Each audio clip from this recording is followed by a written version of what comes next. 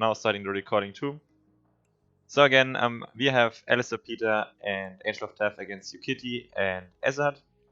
And this should be a good match. I think Yukitty and Ezad have the potential to win the tournament if they put in some work in the build orders.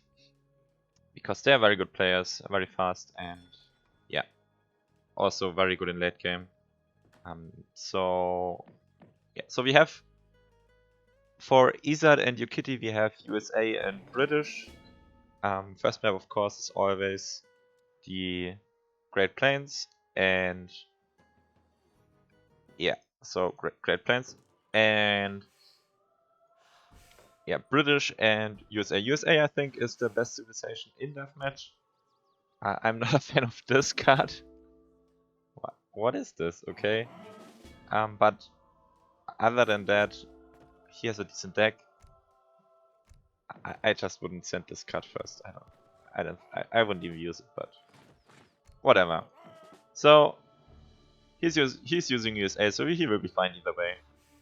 USA is, in my opinion, the strongest civilization in Deathmatch for several reasons. You have a strong boom, you have a strong start, you have a strong late game, so you practically don't have any weaknesses, no window where you can really punish them. I mean, their cav is maybe a bit weak, but everything else is just top tier. The infantry is top tier, the artillery, oh yeah, great game. Well, that happened. So the first game we cannot cast, so maybe this will be a short stream. I don't know. It's classic. I don't know. I don't understand. So I hope the next games work. Yeah, so let's just continue. So the first game we cannot watch. I don't know who won, so just to keep the tension up, because we only have 2 games today. So yeah, so now we have Germans and Portuguese against USA and Mexico, so Europe against America. Germans, one of the best civilizations. I think it's also the civilization which is picked the most. Just because they have a very solid start, they have a good boom, they don't have many weaknesses in my opinion, so that's a very good civilization. And yeah, I'm just not sure about the build orders that Yukitty is using. So usually you would have 3 mortars, then you would go forward, make a lot of war wagons. You would also just always send riding school first, just because your stable will always be up first. And that means that you really want to train time. And a second card, you can either use Stonemasons or the Paladin Houses card. I think either work. Paladin Houses is a bit faster, I think, in my opinion. And you save some wood because you only need like 7 houses. So yeah. But all things considered, I think that he should get just way more bases. Cutting wood this early is not doing anything. You need to get out your production, you need to get out units as fast as possible in Deathmatch. Otherwise you just get steamrolled if someone is playing a rush. And USA is very capable of doing a rush, they have a very dangerous rush. So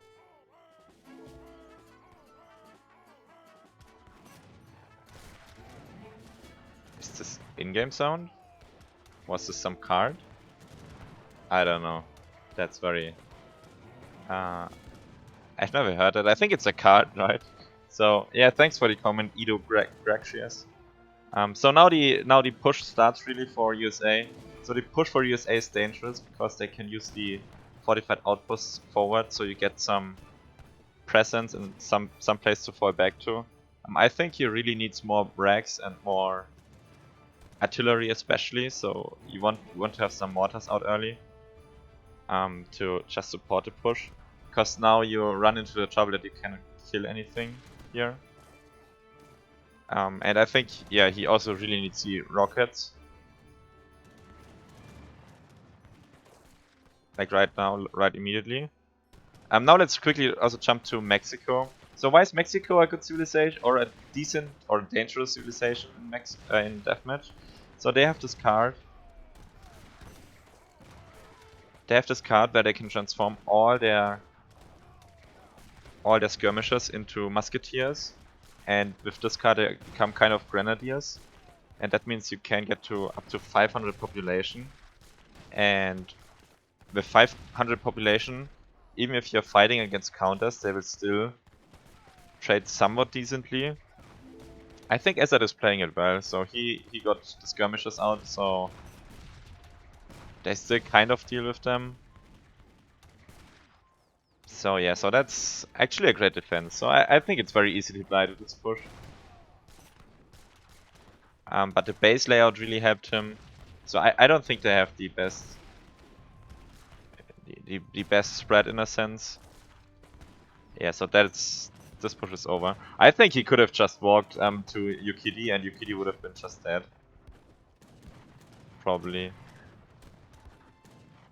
Yeah, now they're fighting here. He got some artillery now finally. I think Yukitty is he's just way too late with his production, I think. So if he would focus a bit more on production early on, he would just be way better. It's such an easy thing to implement in my opinion. And he also isn't really on 200 population. As long as you have resources, you always want to be at 200 population. So that's pretty much always the goal. So if you have resources and you're not at 200 population, that's usually just a mistake also. I think now that AlistarP starts getting pushed back, those cannons really, I don't know, AlistarP, he just has so much infantry, and also against Galactica, it is always a bloodbath for the infantry. So I really like to. So I think he's a competent player, but his infantry just gets blown away by artillery all the time. So I don't think it's. So from a soldier's point of view, you don't want to be infantry in AlistarP's army. Yeah. But other than that, I think he's in a one-on-one situation. He might just be able to kill him. Oh, come on, this is so bad. But we have a second part to this game. So, in a one-on-one situation, I think he can maybe kill Yukitty. And just because the start is so slow for Yukitty. But especially because Ezad helped him. So yeah, so we jumped a bit forward. And apparently Yukitty could defend it. I'm just wondering how long we can watch this. So I don't know what's wrong with this game, that for some reason the replays with Yukitty just get out of sync for me. So yeah, I don't know what's so hard about replays. It's apparently a pretty difficult technology to implement to a game. Yeah, but whatever. So yeah, the push completely stopped now in the 3 minutes I have been watching. Let's just check the economy. Angel of Death does have some economy. He's actually using the haciendas to produce villagers. I think that can be a good decision. Maybe. I haven't thought about it, but it's probably a good decision usually to get villagers out faster, and that's a way to get them out faster.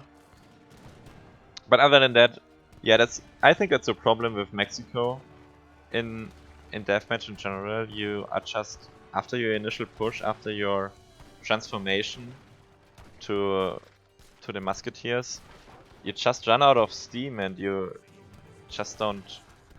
They're just, the economy is not great, the units are not great. They have less cards, they have to pay for their factories. And so it's really just not good. Let's look at the economy of Ezad. Ezad has a lot of coins still. He also has a lot of cannons. I think if you want to defend, you have to put down more towers here to stabilize. I also think that he really needs some coverings. So cavalryns and some sort of infantry to block cavalry. And maybe some, after getting the cannon advantage, then he can also mix in horse artillery. Yeah, running in charros or this melee infantry doesn't usually work against good players. Oh, that's also, oh my god. No, AlistarP, oh no. I don't know if it's a good trade. No, I don't think it's a... Maybe if you focus... I mean, they are low HP, so if he focuses them down, I don't think... I mean, it looks terrible, but I think resources-wise, it wasn't the worst deal he could have gotten. But it's just... Like I was saying earlier, you don't want to be infantry in AlistarP's army, because he just sends them into cannonball volleys. Yeah, that's just something he does. Other than that, he's getting pushed off the middle. See the economy behind it. So at this point, with America, if you send this card, with British immigrants, you can train villagers in your houses. And that means that you should be able to, with USA, to get to 99 villagers pretty much. I think I usually do it by 7 to 8 minutes, if I don't forget. So you can probably also be faster, but at 10 minutes you really should be. You also, even if you have the technology immigration, you also really want to still build 20 houses, because they are kind of mini town centers by that point. And yeah, so... Well, I think now the push starts for Yukitty. As I said, once they survive the start, Yukitty and Ezad, they are really good and very hard to beat. But their start is just so terrible.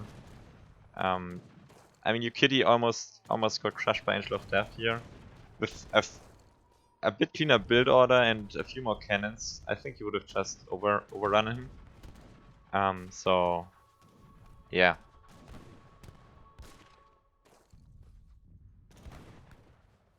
I think Ezad just defended it pretty well against the Soldados, because it's very easy to actually die to those. Like once they get out of control, you can just focus down Rex really quick and move into melee range, and they just destroy everything. Maybe with a clean build order you can do that. Yeah.